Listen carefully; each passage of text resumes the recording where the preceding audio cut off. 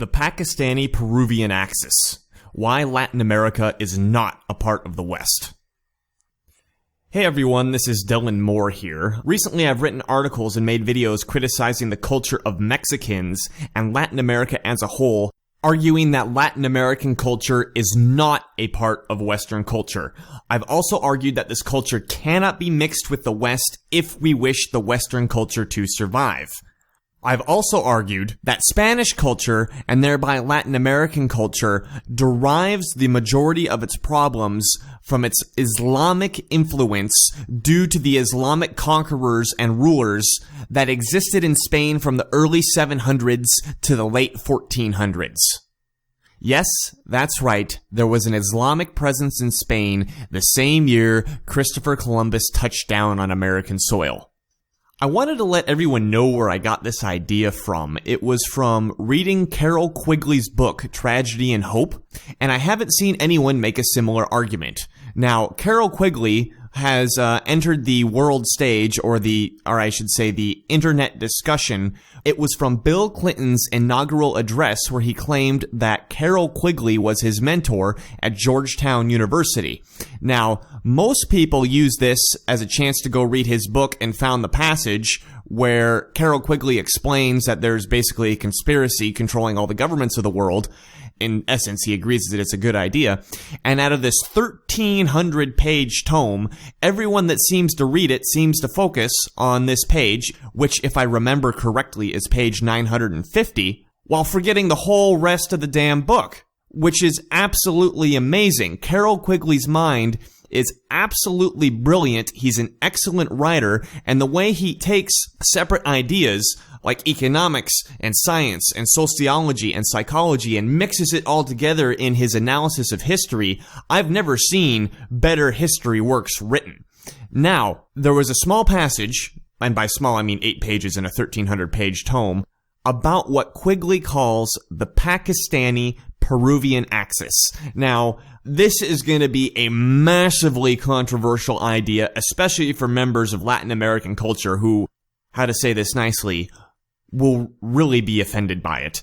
However, it's so brilliantly explained, and it becomes nearly irrefutable once the evidence has been provided, as Carroll Quigley does in this passage. So, because as a culture, again, Western culture, I'm referring here now to both the problems that the United States is facing and that Europe is currently going through, is facing this cultural suicide by immigration. It's super important that we understand these ideas and we can discuss these on an open platform if we want to make any sort of useful decision about borders, about immigration, about what culture is, and about how we're going to move our culture into the future. So I present to you now an 8-page passage from Quigley's Tragedy and Hope.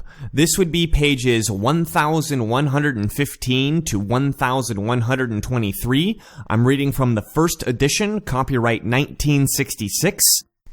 Keep that in mind that this book was written in 1966, so if Quigley starts alluding to something in modern times and those modern times seem a little bit outdated, it's because it probably is.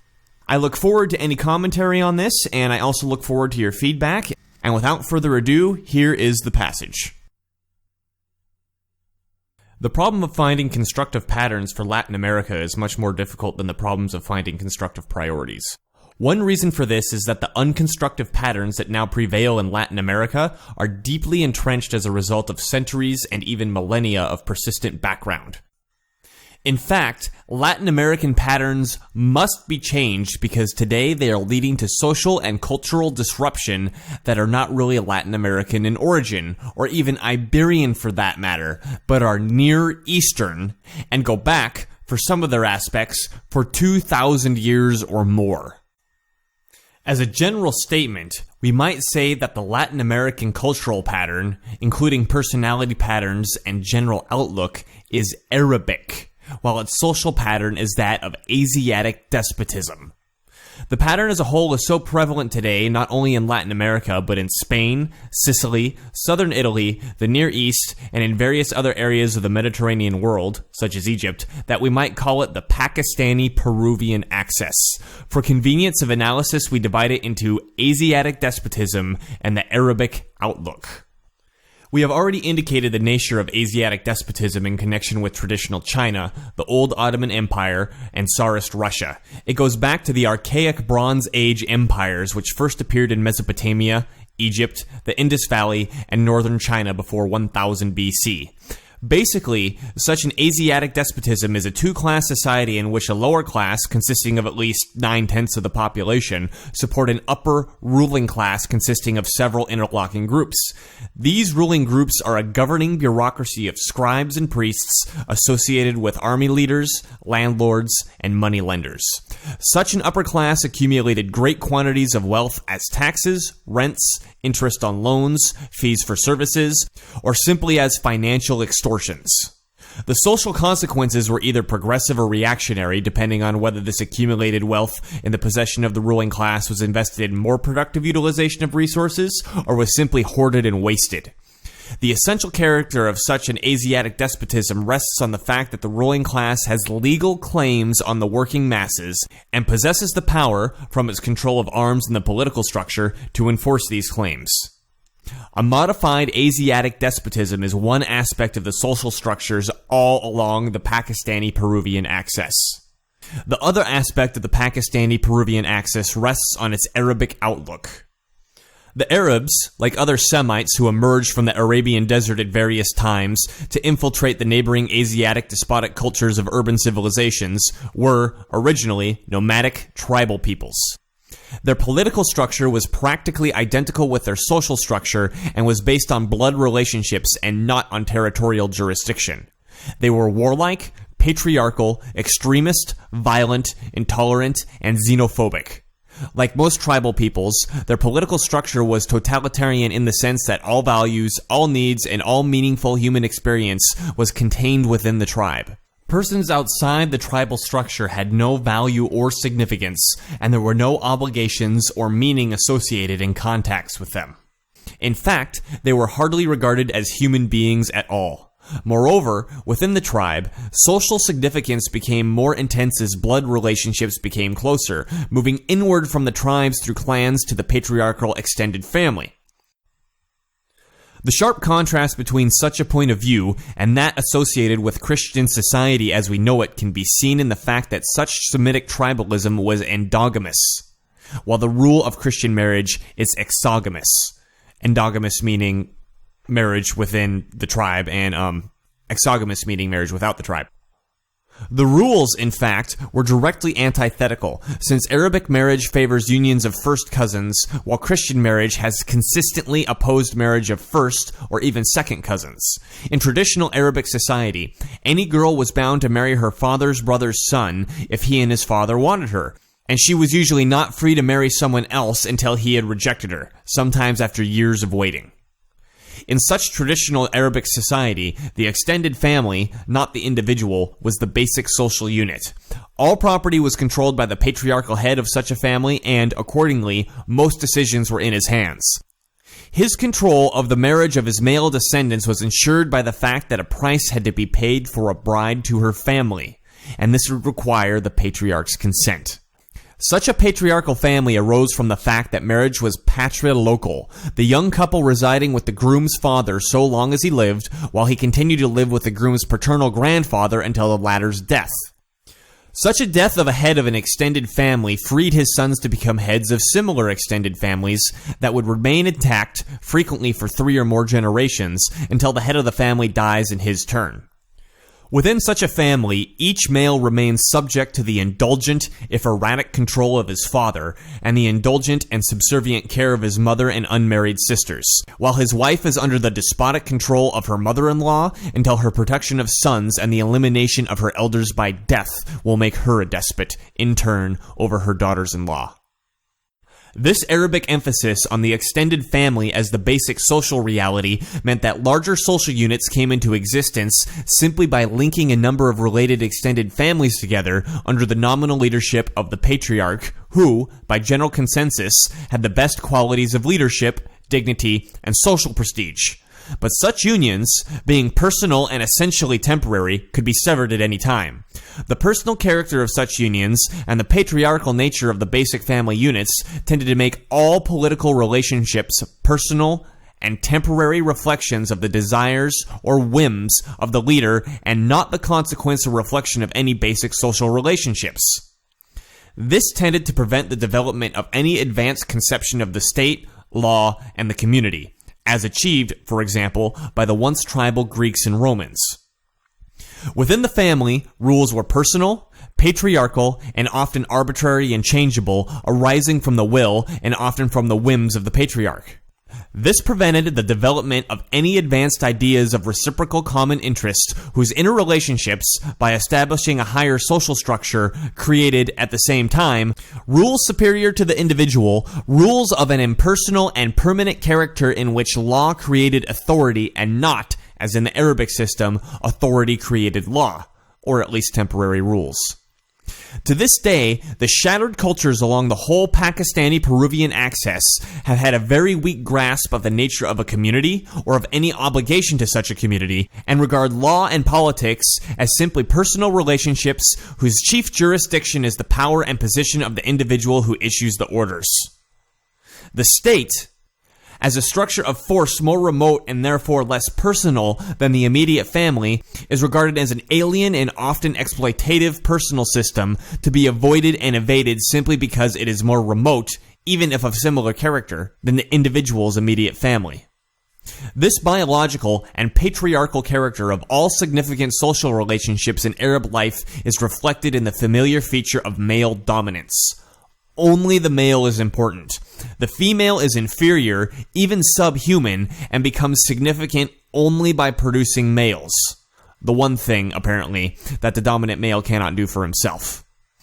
Because of the strong patrilocal character of Arab marriage, a new wife is not only subjected sexually to her husband, she is also subjected socially and personally to his family, including his brothers, and above all, his mother, who has gained this position of domination over other females in the house by having produced male children. Sex is regarded almost solely as a simple physiological relationship with little emphasis on the religious, emotional, or even social aspects. Love, meaning concern for the personality or developing potentialities of the sexual partner, plays little role in Arabic sexual relationships. The purpose of such relationships in the eyes of the average Arab is to relieve his own sexual desires or to generate sons. Such sons are brought up in an atmosphere of whimsical, arbitrary, personal rules where they are regarded as superior beings by their mother and sisters and inevitably by their father and themselves simply on the basis of their maleness. Usually they are spoiled, undisciplined, self-indulgent, and unprincipled. Their whims are commands, their urges are laws. They are exposed to a dual standard of sexual morality in which any female is a legitimate target of their sexual desires, but the girl they marry is expected to be a paragon of chaste virginity. The original basis for this emphasis on a bride's virginity rested on the emphasis on blood descent and was intended to be a guarantee of the paternity of children. The wife, as a child-producing mechanism, had to produce the children of one known genetic line and no other.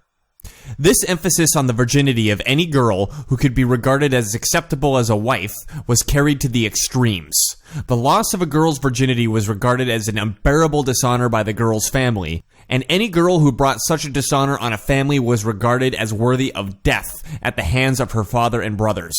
Once she is married, the right to punish such a transgression is transferred to her husband. To any well-bred girl, her premarital virginity and the reservation of sexual access to her husband's control after marriage, her honor, have pecuniary value. Since she has no value in herself as a person apart from her honor, and has little value as a worker of any sort, her virginity before marriage has a value in money equal to the expense of keeping her for much of her life since, indeed, this is exactly what it was worth in money. As a virgin, she could expect the man who obtained her in marriage to regard that asset as equivalent to his reciprocal obligation to support her as a wife. As a matter of fact, her virginity was worth much less than that, for in traditional Arabic society, if she displeased her husband, even if she merely crossed one of his whims, he could set her aside by divorce, a process very easy for him, with little delay or obligation, but impossible to achieve on her part, no matter how eagerly she might desire it. Moreover, once her virginity was gone, she had little value as a wife or a person unless she had mothered a son and could be passed along from man to man either in marriage or otherwise with little social obligation on anyone's part. As a result of such easy divorce, and the narrow physiological basis on which sexual relationships are based, plus the lack of value of a woman once her virginity is gone, Arab marriage is very fragile, with divorce and broken marriage about twice as frequent as in the United States. Even the production of sons does not ensure the permanence of the marriage, since the sons belong to the father, whatever the cause of the marriage disruption.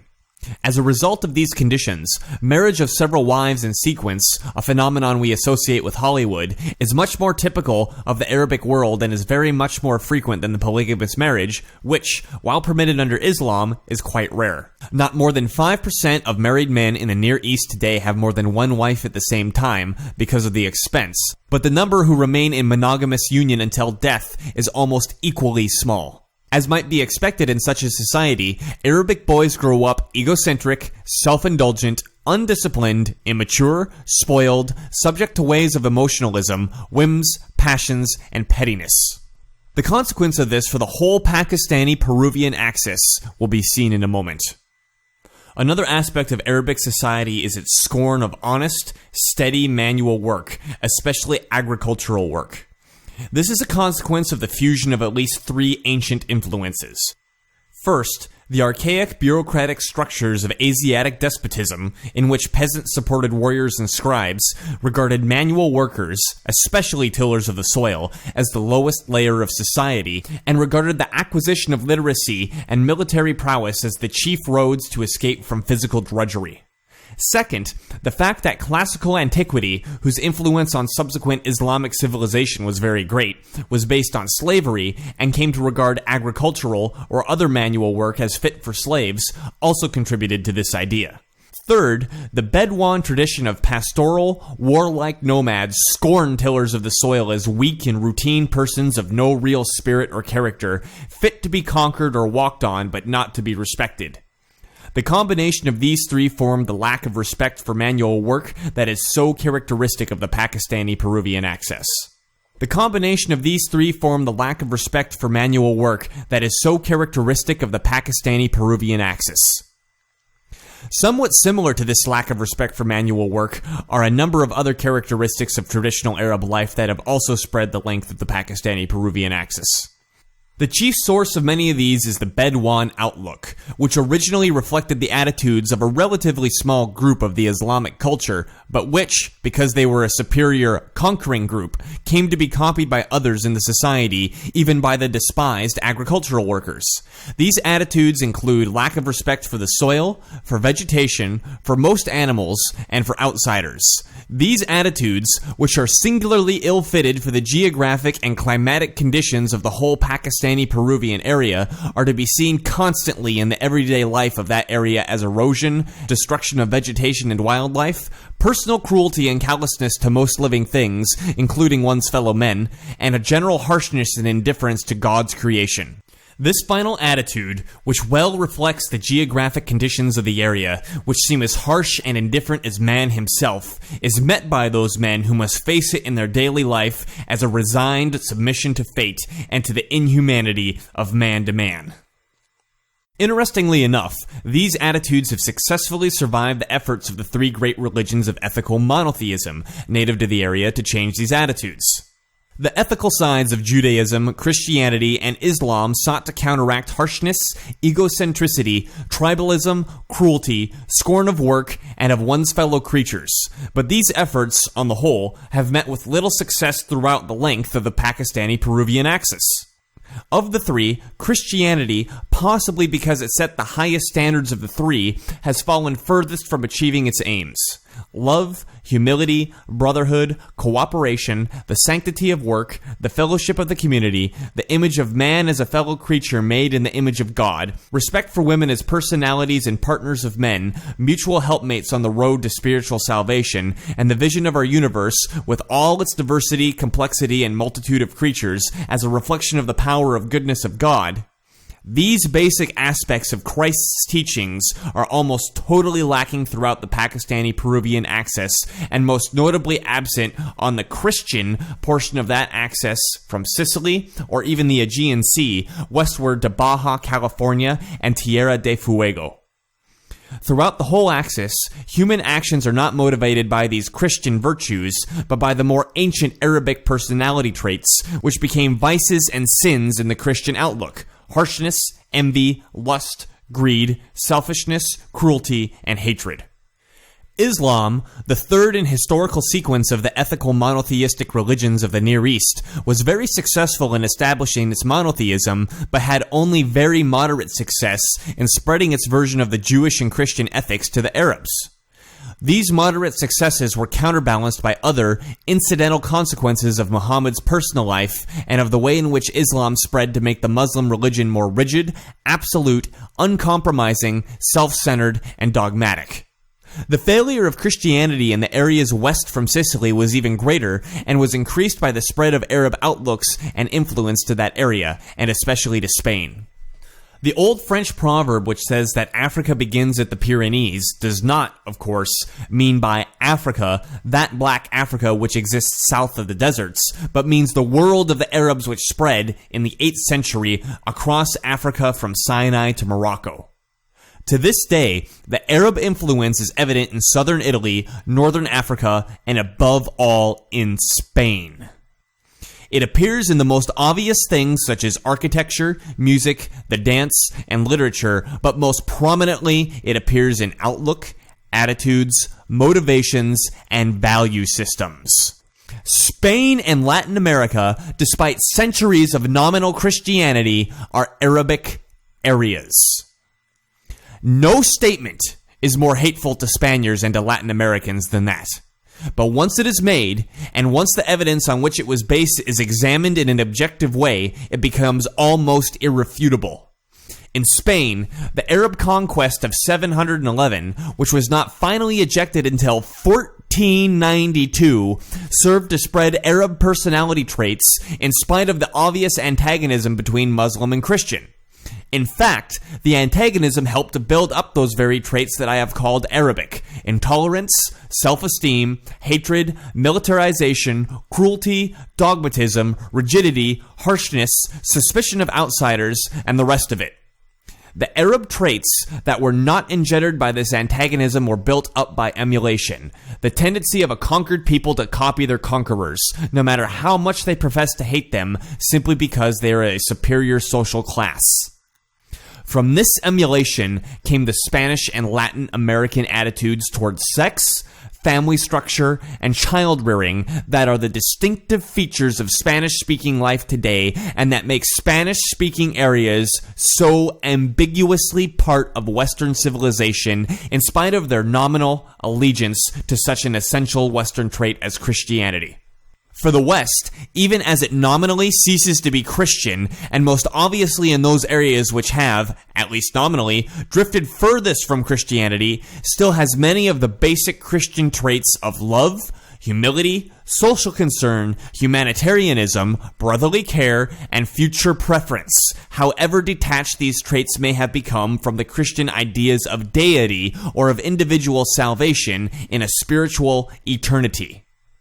In Latin America, the Mediterranean version of Arabized life again found its traits preserved and sometimes reinforced by the historical process.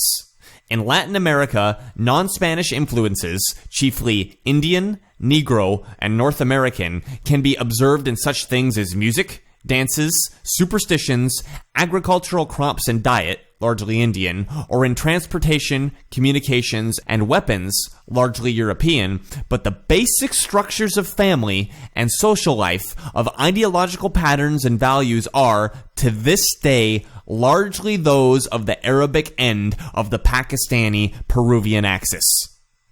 The Iberian conquest of Latin America, not as an area of settlement, but as an area of exploitation, and the Spanish attitude toward the Indians and Negro slaves as instruments in that exploitative process, the development of plantation colonialism and of mineral extraction, intensified the exploitative, ransacking, extensive attitude toward resources and peoples which the Mediterranean area had obtained from the Romans and the Saracens.